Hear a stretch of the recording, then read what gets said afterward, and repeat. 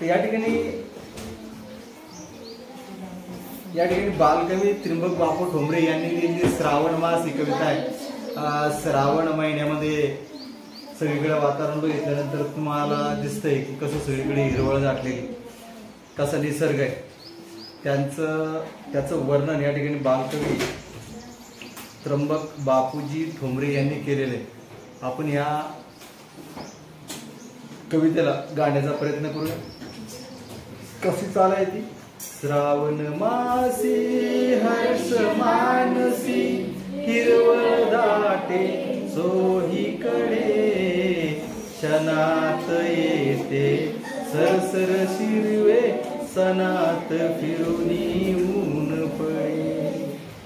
वरती बघता इंद्रधनुचा गोप दुहेरी विणलासे, मंगल तोरण काय बांधिले नभो मंडपी कुणी भासे।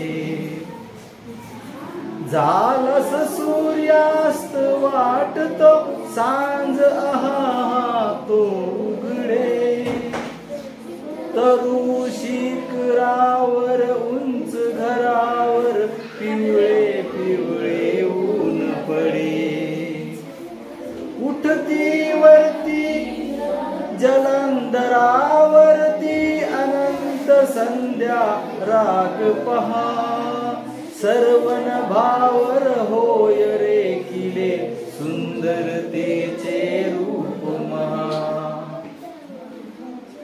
बलाक माला उडता भासे कल्पसुमाची माळची ते,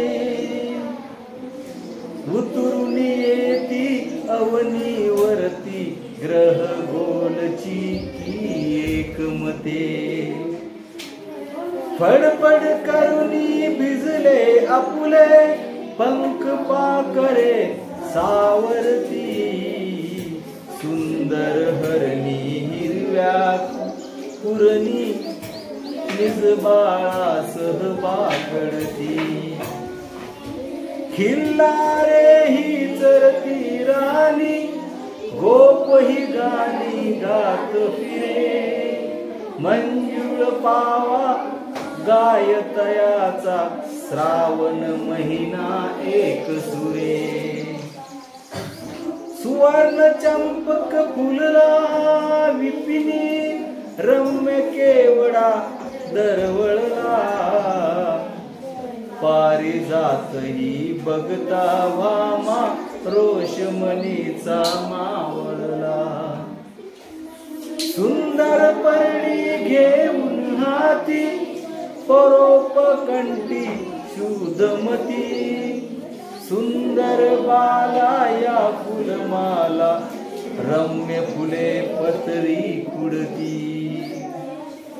देवदर्शना निघती ललना हर्ष माईना हृदयात, वदनी त्यांच्या वाचून घ्यावे श्रावण महिन्याचे गीत।